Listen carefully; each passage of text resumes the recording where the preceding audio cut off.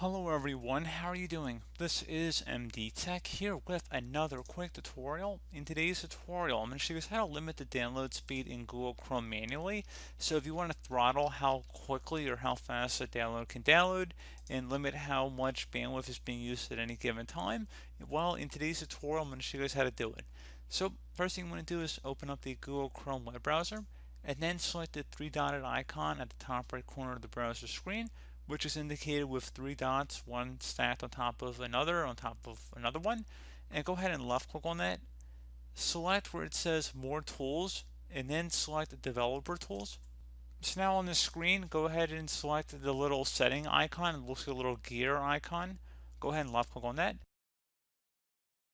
Select the throttling button on the left side and then select add custom profile. At this point you can name this whatever you want. You can name it, it doesn't really matter. You could type in download speed if you choose to do so, or custom, for example. And you can set a default download as well as upload speed in kilobytes per second. So just be very cautious with what you set it as. You can always remove it later, but let's just say we're going to set it at 1,000 download and 1,000 upload, and that's in kilobytes, by the way.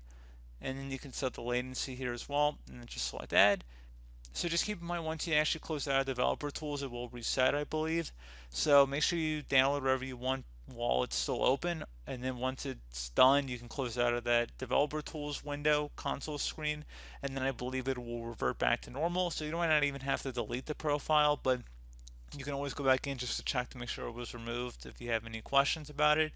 But like I said, pretty straightforward process. Do hope that I was able to help you out, and I do look forward to catching you all in the next tutorial. Goodbye.